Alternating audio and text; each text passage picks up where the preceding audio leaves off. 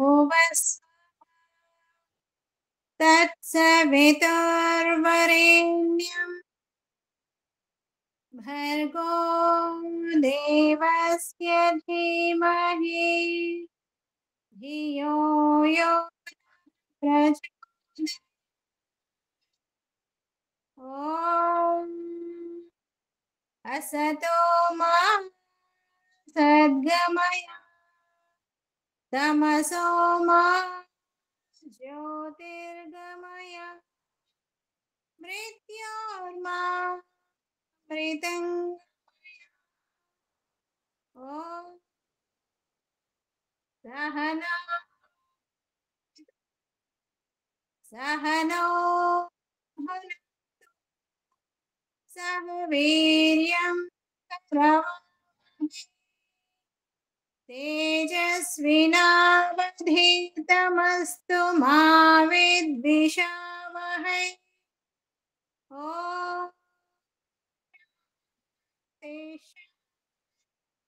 शान्तिः।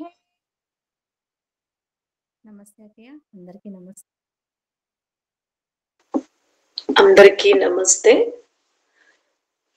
మనం యోగ దర్శనంలోని కైవల్య పాదంలో ఉన్నాము. ఆత్మ ఎప్పుడైతే కేవలం అవుతుందో, ఎందుకంటే ఆత్మ స్వయం సత్తాత్మకైన అనుకము అల్పజ్ఞాని, కానీ దాని యొక్క సామర్థ్యానికి పరమాత్ముని ద్వారా ప్రదత్తమైన అనేక శక్తివంతమైన సాధనాలు ఆత్మకు ఇవ్వబడినవి. ఈ ఆత్మ ఆ సాధనాల ద్వారా జ్ఞాన విజ్ఞానాన్ని గ్రహించి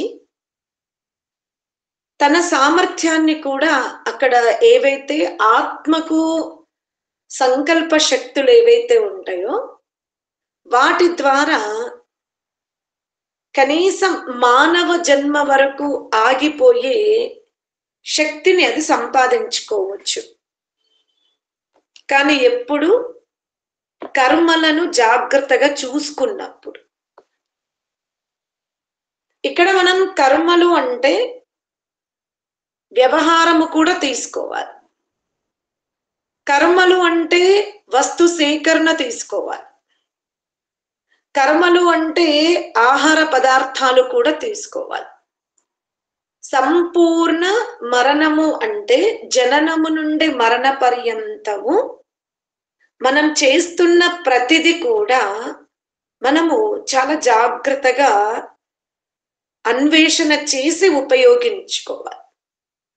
ఉదాహరణకి ఇప్పుడు మనము సోమరిపోతుగా ఉన్నాం, అది కూడా కర్మనే, అంటే సమయాన్ని వృధా చేస్తున్నాం. మనం అనుకుంటున్నాం మనం ఎవరితో గొడవలు పడడం లేదు, నాకు నచ్చినట్టుగా నేను ఒంటరిగా ఉన్నాను అంటే సరిపోదు. నీవు విరుద్ధ కర్మలు చెయ్యకూడదు, అలాగే అకర్మి కూడా కాకూడదు. అది మనం తెలుసుకోవాలి. ఎందుకంటే ఈ సృష్టిలో మీరు సర్వ ప్రాణులను తీసుకోండి, అలాగే చేతన పదార్థాలను తీసుకోండి, ఏవి కూడా క్రియారహితముగా లేవు.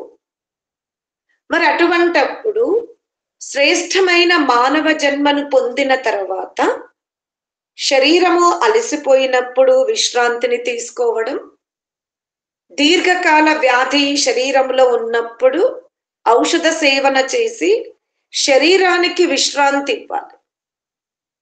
కానీ మనస్సుతో మనము నితాంతము పరిశీలన చేసుకోవాలి.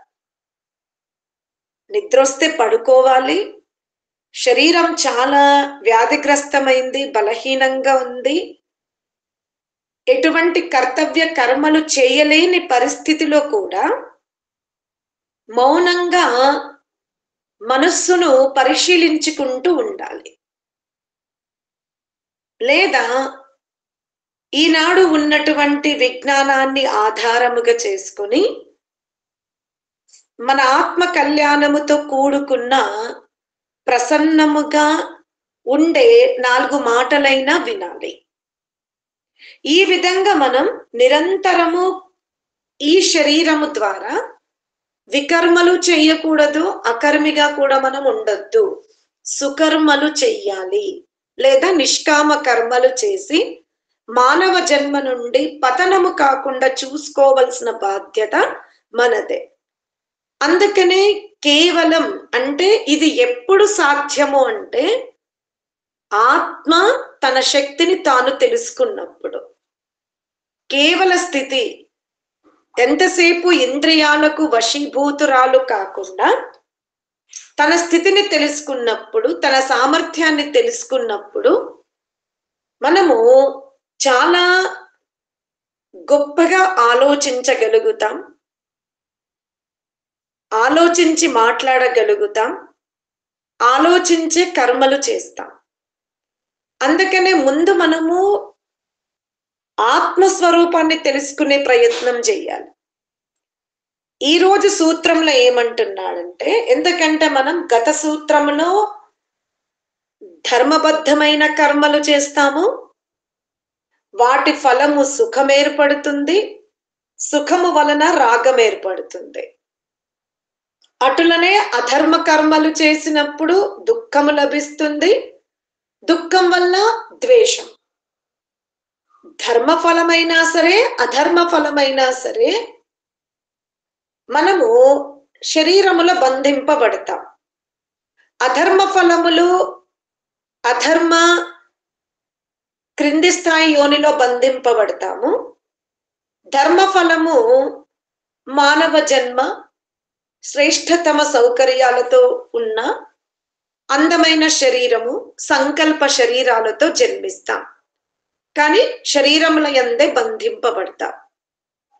కానీ ఎప్పుడైతే మనం ధర్మఫలమును కూడా ఆశించకుండా కర్తవ్యముగా చేస్తూ ఈశ్వరుని వలె, ఈశ్వరుడు ఎలా ఈ జగత్తును నిర్మాణం చేస్తాడు. ఆశ్చర్యం ఏమిటి అంటే సూర్యచంద్ర నక్షత్రాలన్నింటినీ కూడా ఏకేశ్వరుడే తయారు చేశాడు. ఎంతో ఉపకారం చేస్తున్నాడు పంచభూతాల ద్వారా, అన్నాదుల ద్వారా, ఔషధాల ద్వారా, పుష్పాల ద్వారా, లతల ద్వారా. ఇలా పరమాత్ముని యొక్క ఉపకారము అవర్ణనాతీతం. కానీ నిజంగా మానవుడు పరమాత్ముని యొక్క యథార్థ స్వరూపాన్ని తెలుసుకోగలుగుతున్నాడా? అదే విధంగా చెప్పగలుగుతున్నాడా? ఆ స్వరూపముతోనే ధ్యానించగలుగుతున్నాడా అంటే చాలా కష్టం. కారణం వివిధ గురు పరంపరలు, వివిధ లోతైన ఆలోచనలు గల శక్తివంతులైన మనుష్యులతో ఈ పరంపర నాటుకుపోయింది. మూలమును అందరూ వదిలిపెట్టారు. చరిత్రను సృష్టించిన మహాపురుషుల యొక్క మందిర స్థాపనాలే జరిగిపోయినవి.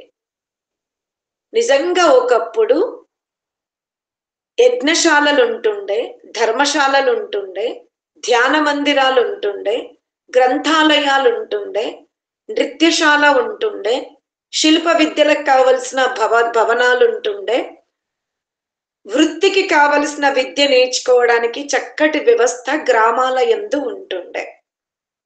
కానీ నేడు మనము యజ్ఞశాలలు, గోశాలలు, ధర్మశాలను వీటన్నింటిని కూడా మనం మర్చిపోయాం. నృత్యశాలలు వీటన్నింటి మర్చిపోయి చరిత్రవంతమైన, చరిత్రాత్మకమైన పురుషుల యొక్క, మాతల యొక్క మందిరాలను కట్టుకుంటున్నాం. అక్కడికి వెళ్ళి మనకు తోచిన అభిషేకాలు చేసుకుని మనం దీన్నే ఈశ్వర ఉపాసన అనుకుంటున్నాం. ఇలా నిజస్వరూపము నుండి, నిజ సిద్ధాంతము నుండి మనం చాలా దూరం అయిపోయాం. అందుకనే ఎంత ప్రయత్నం చేసినా తొలగినట్టు అనిపిస్తుంది, మళ్ళీ మనం అక్కడే ఆగిపోతాం. ఇక్కడ ఏం చెప్తున్నాడు ఈ సూత్రంలో? అతీతానాగతం స్వరూపతః అస్త్యద్వభేదాత్ ధర్మాణాం. మనము అతీతములో ధర్మమును ఆచరించి ఉంటాము, వర్తమానములో కూడా ధర్మమును మనం ఆచరించి ఉంటాం. అటులనే అతీతములో అధర్మాచరణ చేసి ఉంటాము, వర్తమానములో కూడా అధర్మ చేస్తూ ఉంటాం మనం. అందుకనే మన స్వభావం ఏమిటి, నిజంగా జీవాత్మ యొక్క స్వభావం ఏంటో తెలుసుకోవాలి. జీవాత్మ అధర్మాచరణ చెయ్యదు. అంటే ఆత్మ యొక్క స్వభావములో ఇచ్ఛా ద్వేష ప్రయత్న సుఖ దుఃఖ జ్ఞానం అన్నాడు, కానీ జీవాత్మ అధర్మీ కాదు, జీవాత్మ ధర్మీ కాదు. కానీ తనకు లభించిన సాధనాల ద్వారా వాటిని సొంతము చేసుకోవాలనే ప్రయత్నములో అజ్ఞానానికి గురై జీవాత్మ అధర్మాచరణ చేస్తుంది, ధర్మాచరణ కూడా చేస్తుంది. కానీ ఇప్పుడు అగ్ని యొక్క స్వభావము ఉష్ణత్వం, జలము యొక్క స్వభావము శీతత్వం, వాయువు యొక్క స్వభావము వేగము స్పర్శత్వం, ఆకాశ స్వభావము శబ్దగుణం. ఆకాశం అంటేనే శబ్దం, వాయువు అంటేనే వేగం, అగ్ని అంటేనే రూపం, జలం అంటేనే శీతలత. వీటి స్వభావాలు మారు. పృథివీ గంధవతి అంటాడు, పృథివీ గంధగుణం. ఇవి స్వభావాలు, అంటే మారవు. ఇంకా మీరు అగ్నిని చంద్రమండలంలో వెలిగించుకోండి, సముద్రములో వెలిగించుకోండి, భూమి మీద వెలిగించండి, మంచు దగ్గర వెలిగించండి, దాని స్వభావం ఉష్ణత్వమే, మారదది. అంటే ఏదైతే మారదో అది ఆ పదార్థం యొక్క స్వభావం. కానీ ఆత్మ స్వభావము ధర్మగుణము కాదు, ఆత్మ స్వభావము అధర్మగుణి కూడా కాదు. అది మీరు తెలుసుకోవాలి. ఆత్మలో జన్మతోనే ధర్మగుణం ఉందా అంటే అలా అని చెప్పలేదు. ఇక్కడ జన్మ అంటే ఇప్పుడు మనం వర్తమానములో ధర్మాచార్యులు ధర్మాత్ముడు అంటాం. వర్తమాన జన్మను తీసుకోకండి, ఆత్మ యొక్క స్వభావం తీసుకోండి. ఆత్మ కర్మలు చేస్తుంది అంతే, కానీ ఆత్మ శ్రేష్ఠ కర్మ చేసే స్వభావి కాదు, ఆత్మ కుకర్మలు చేసే స్వభావి కాదు. కర్మలు చేస్తుంది అంతే. మంచి తల్లిదండ్రులు, మంచి మిత్రులు, మంచి గురువులు లభిస్తే శ్రేష్టమైన కర్మలు చేస్తుంది. ఈ విధమైన వాతావరణం లభించకపోతే అక్కడ ఉన్నటువంటి పరిస్థితులను బట్టి అది కూడా కుకర్మలు చేస్తుంది. అందుకనే ఇక్కడ మనం చాలా జాగ్రత్తగా తెలుసుకోవాలి. ఏమిటి అంటే మనము అతీతం అంటే భూతమునైతే మార్చుకోలేము. మనం భూతమును ధర్మాచరణ చేసినామా అధర్మాచరణ చేసినామా అది మనకు తెలియదు. వర్తమానములో మనం ఎంత ధర్మాచరణ చేసినప్పటికీ భూతములో చేసిన అధర్మ ప్రవృత్తి అయితే అది మనతోనే ఉంటది. అది గుర్తుపెట్టుకోండి. మనం వర్తమానములో చాలా ధర్మానుకూలంగా జీవనము గడుపుతున్నాం, కానీ భూతములో అధర్మ పనులు చేశాం. మనం ఏం తెలుసుకున్నాము? ఏ ఏ యోనిల నుండి జీవుడు గత జన్మవా, అంతకముందు జన్మవా, అంతకముందు యుగాలవా, అంతకముందు సృష్టివా, ఇవి వాసన రూపముగా జీవాత్మతో యాత్ర చేస్తూ వస్తున్నది. కనుక వర్తమానములో ధర్మాచరణ చేసినప్పటికీ కూడా జీవాత్మకు లభించిన మనస్సులో కేవలము ధర్మాచరణ వాసననే ఉందంటారా? కాదు అంటున్నాడు. అతని యొక్క మనస్సులో అధర్మాచరణ వాసన కూడా ఉంది అంటాడు. అలాగే ఒక వ్యక్తి వర్తమానములో బహు విధములైన అధర్మ కార్యాలు చేస్తున్నాడు, కానీ గతములో అతను ధర్మాచరణ చేశాడు. అది గత జన్మ కావచ్చు, అంతకు ముందు ఎప్పుడో ఆ వాసన కూడా ఇతనిలో ఉంటుంది.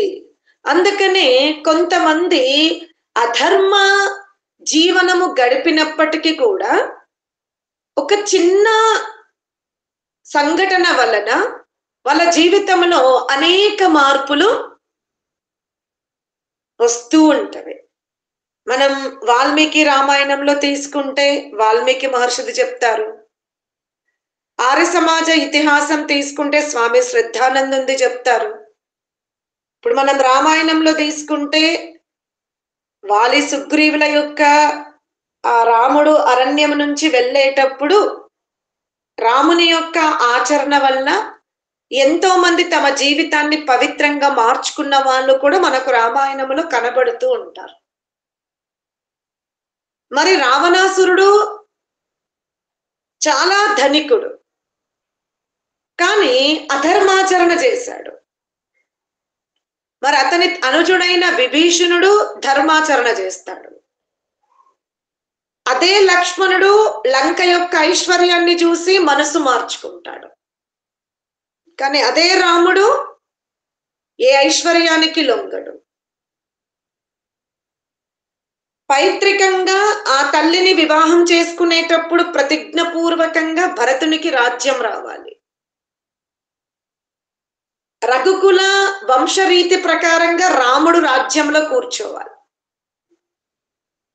కానీ భరతుని యొక్క సంస్కారాలు, భరతుని యొక్క భాతృప్రేమ ఏం చేసినవి? రాజ్య సింహాసనం మీద అన్న పాదుకలు పెట్టి నిమిత్త మాత్రంగా రాజ్యం వెళ్ళాడు. వీటన్నింటి వెనుక ఏమిటి అంటే వారి వారి సంస్కారాలే, వారి వారి వాసనలే. అందుకనే ఇక్కడ పతంజలి మహర్షి ఏమంటున్నాడంటే, మనం ఇప్పుడు వర్తమానములు ధర్మాచరణ చేసినప్పటికీ మనని మనము ధర్మాత్ములము అనుకోవడానికి వీలు లేదు. ఇప్పుడు ఉదాహరణకి మనం మహాభారతంలో ధర్మాత్మ యుధిష్ఠిరుడు అని సంబోధన ఉంది. మరి ధర్మాత్ముడు జూదం ఆడాడా లేదా?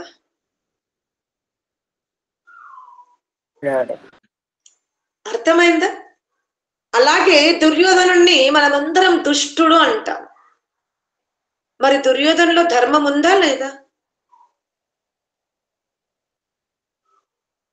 మనం పంచ పాండవుల యొక్క అభిమతాన్ని స్వీకరించి మనము దుర్యోధన్ని చాలా అంటే తిడుతూ ఉంటాం, తిరస్కరిస్తూ ఉంటాం. మన హృదయంలో దుర్యోధని పేరు వినగానే మన హృదయంలో అతని పట్ల గౌరవ స్థానం ఉండదు.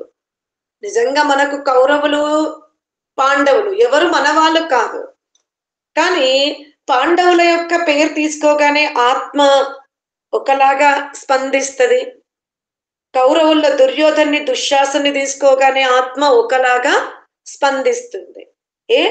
మీ దృష్టిలో దుర్యోధన ధర్మాత్ముడా కాదా?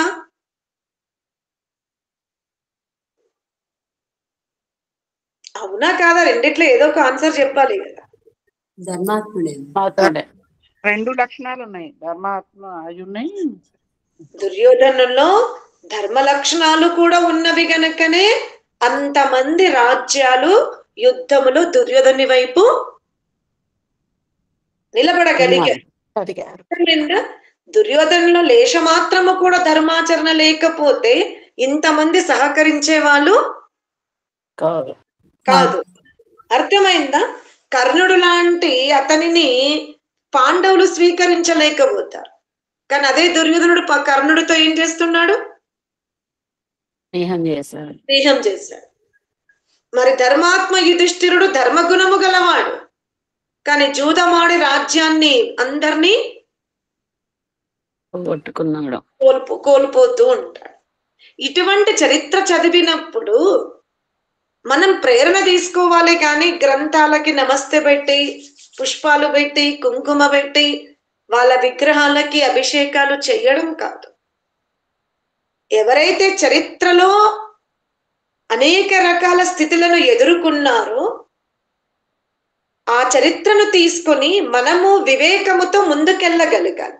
అందుకోసం చరిత్ర ఉంది. ఇతిహాసం ఎందుకుంటుంది అని అంటే నిన్ను జాగ్రత్త పరచడానికే. ఇక్కడ కూడా అంతే. ఈరోజు మనం ధర్మాచరణ చేస్తున్నామనంటే ఇక మనం ధర్మాత్మలం అయిపోనట్టు కాదు. ఎప్పుడో ఒకసారి మళ్ళీ ఈ వాసన ఏమవుతుంది? జాగరూకం అవుతుంది. అటులనే ఒక అధార్మికుడు ఉన్నాడు, వాడిలో కూడా ఆధ్యాత్మిక బీజం జాగరూకమయ్యే అవకాశం ఉంది. అందుకనే మన చేతుల్లో అనాగతం ఉంది, కానీ అతీతమైతే మన చేతిలో లేదు. ఏదైతే అనాగతం ఉందో, ఏదైతే భవిష్యత్తు ఉందో, ఆ భవిష్యత్తులో కేవలము ధర్మమే ఉండాలి, ఎటువంటి వాసనలు ఉండకూడదు అనుకుంటే మనం ఎక్కడ జాగ్రత్త పడాలి? వర్తమానములో జాగ్రత్త పడాలి. పూర్వపు వాసనలు మనని మంచి స్థాయికి తీసుకెళ్తేవి, లేదా క్రింది స్థాయికి కూడా తీసుకెళ్తాయి.